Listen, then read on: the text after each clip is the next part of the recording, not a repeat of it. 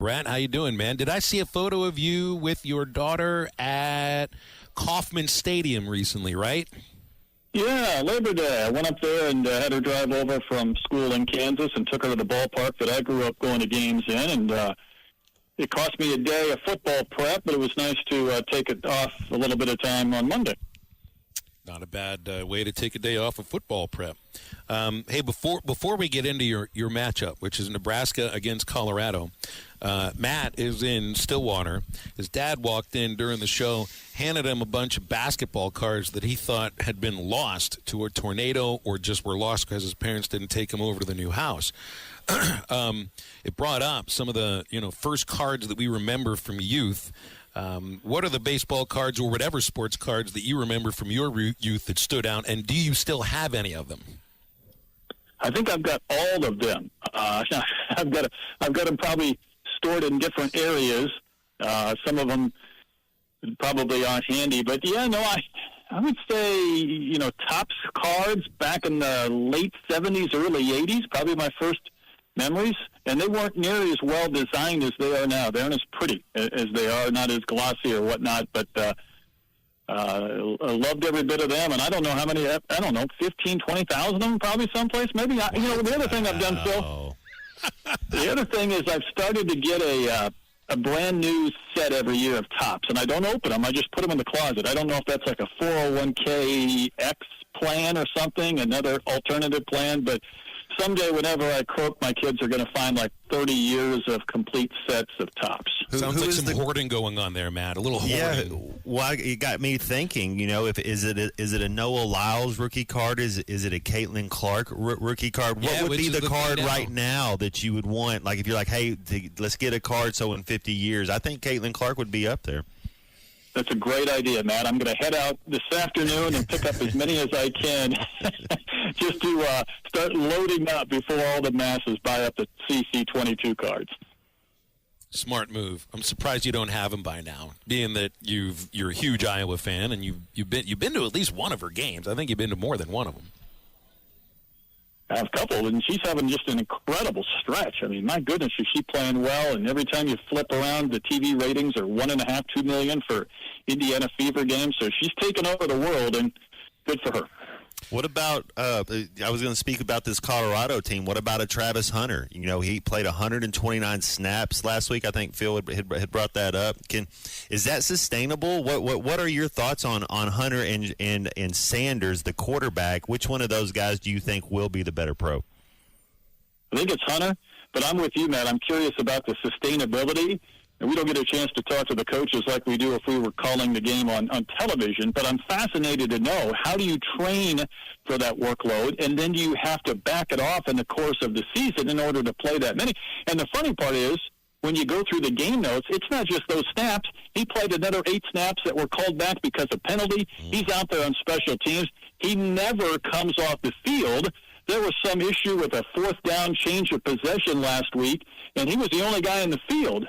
And there was some confusion, and then Sanders' kid acted like he had a cramp so that they could allow the offense, must have been the defense, to get on the field at that time. He just doesn't come off the field at all, and he's incredible. I mean, Matt, this kid is fun to watch, not just his ability to catch footballs as a receiver, what he can do defensively. I don't know what the positioning would be for him in the draft. I know there were 31 scouts in Boulder last week, and I'm guessing a preponderance of those were there to see him. Yeah, he's going to be a fun guy to watch because he impacts the game in so many different ways. It is a team that was mostly put together through the portal, right? I mean, that was the same last year. It's the same this year, and there were plenty of guys from last year that left. Yeah, I've had back-to-back weeks a team that refuses to use the portal in Clemson and a team that pretty much only uses the portal in Colorado. As I start to put together my charts, though, this week, what I find out, and you wonder why they didn't win more games than 4 last year, a lot of guys were coming from schools like UConn or Liberty and Indiana. There were not a lot of big-time schools flushing players into the portal that ended up going to Colorado. However, it does feel like they've got a little more impact of a few freshmen, a left tackle from IMG who's starting, and a few others that they have in the mix. It still seems to be kind of putting a puzzle together with random pieces, and I don't know if that will hurt Dion at some point, because you have to have some influx of young talent to build around in addition to the portal. But he's trying to win now, and this is kind of a big game for him, because if this is another 4 or 5 win season for Colorado, which it could be, that'll start to impact that luster that he's been able to create in the last several months. It met last year, Colorado 36-14. So, I mean, it's two rivals that played each other for so long and then didn't play each other for a long time. But what do you see? You see this as a bounce back opportunity for Nebraska? Is this a game that they've got to have it circled, even though it's not in their league? Oh, I think it is, and I think it's one they're going to get. Their quarterback, Raiola, I don't know if you've seen him play much. He is fun, and he committed to Georgia. There might have been another commitment before that. He was supposed to be the number 1 quarterback in the country last year. Ended up going to Nebraska, where his dad played. His uncle's on staff. I'm sure there were a million plus other reasons why he chose Nebraska late, other than Georgia. This kid can play, and this will be the kid to kind of lead them out of the 7 years without a bowl game. In fact, they could win their first 6 or 7 games this season. Their schedule's pretty lean. It'll be a fun atmosphere, a night game, Lincoln and Raiola. And the one thing that caught my attention last week watching his game against UTEP is Brock Heward was working the game with Jason Benetti. And at some point in the fourth quarter, he said, I've got to quit saying that that's the perfect pass or that's the exact right thing to do, but it is. The kid's made some good decisions. So I'm curious to see him in person, because if he's just competent, it should help this program. If he's better than that, and I think he is, then they've got a chance to kind of finally reemerge from this long, dark slumber that they've had for a decade. Well, we got a game of 2 top 10 matchups with Texas and Michigan. Who is this game bigger for? Texas has to go into Michigan and try to get a victory, and Michigan kind of just you're getting away from Harbaugh and moving on.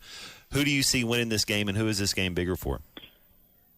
It's an interesting question, because I think for Michigan, this could be a rough beginning to their year. They've gone through some quarterback issues. They really have the situation now where they don't have an incumbent, and the ones that they're going to run out there are not very heralded, former walk-ons and this and that, and guys that have not played a lot.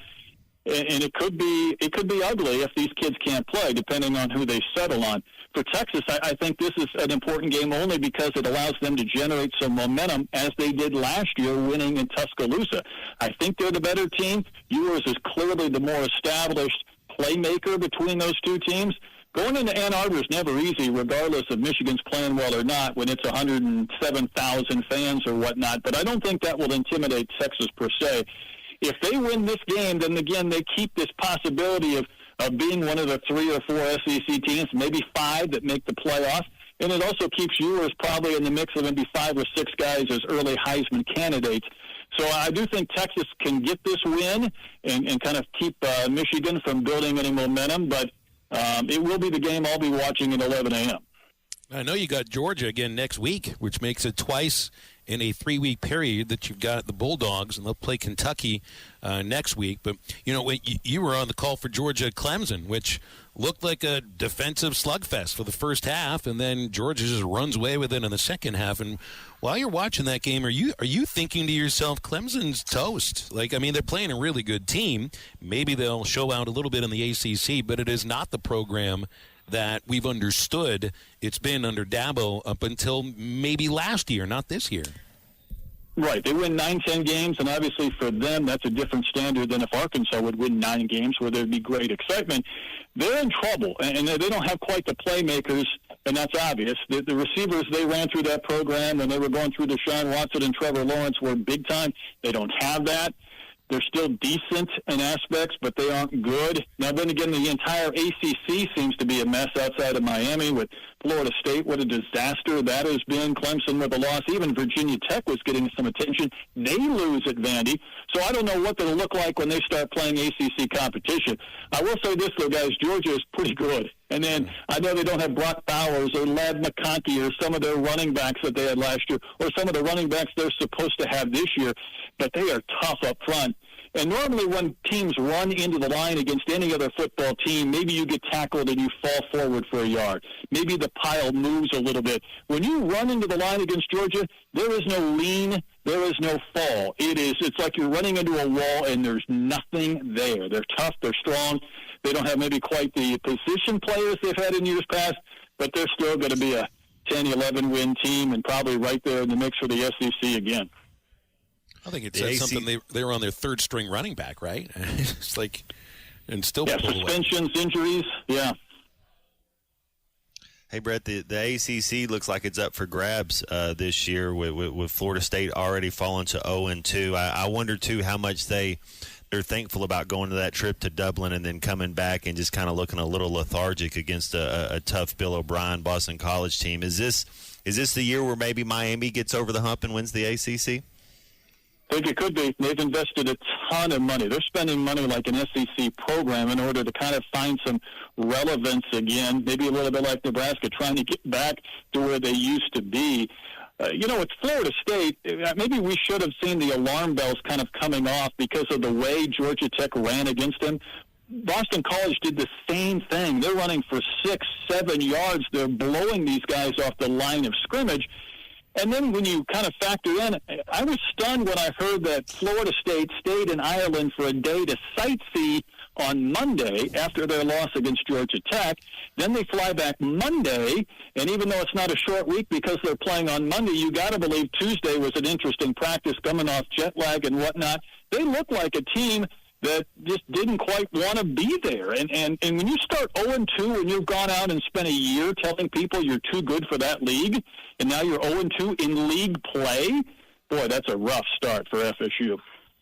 Looking through your schedule here, and it doesn't look like Touchdown Radio is doing much Big 12. I think, in fact, maybe this game is it with Colorado.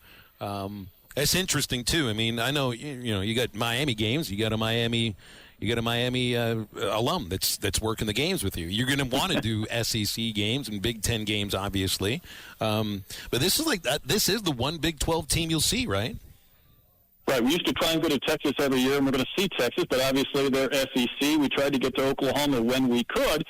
And right now, my schedule is more West Coast than it has ever been. Usually I'd go one time a year, maybe to the West Coast. I've got Penn State at USC. I've got USC, UCLA, Oregon, Washington. And obviously those take on different significance now as Big Ten games. But, yeah, what has been sacrificed out of all this has been the Big 12. So unless in future years we find a way to go to Utah, or I enjoyed the time last year going to Oklahoma State to see Bedlam.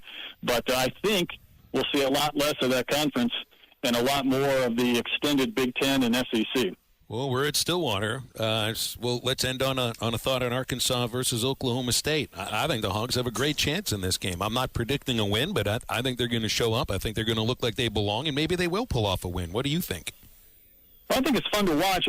It'll be interesting because I do find myself much more optimistic about Arkansas's chances after last week. And I know the competition level they played, but there was a certain athleticism that I saw that I hope translates to playing a Power 4 team in Oklahoma State. Now, Bowman is not an incredibly accurate quarterback. Now, he has played for 7 years. I really have always loved Ollie Gordon. I think the one thing you guys may watch, when he gets in the open field, there's a little bit of Eric Dickerson to him. If you don't see that, it means Arkansas is doing a good job of limiting him to 6 or 7 yard runs and not 14, 20, 30-yard runs.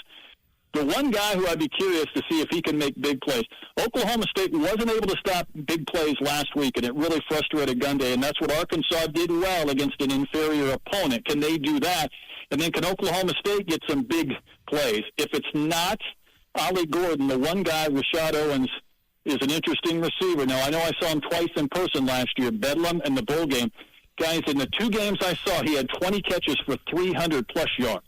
So I would say if you could stop Rashad Owens and Ollie Gordon, then this Arkansas team has an even better chance of getting out of there with a win and really a great way to start their season. BetOnline is your number one source for all your betting needs. Get the latest odds, lines, and matchup reports for baseball, boxing, golf, and more. BetOnline continues to be the fastest and easiest way to place your wagers, including live betting and your favorite casino and card games available to play right from your phone. Head to the website or use your mobile device to sign up today and get in on the action. Remember to use our promo code BELIEVE, that's BLEAV, for your 50% welcome bonus on your first deposit. Bet online, where the game starts.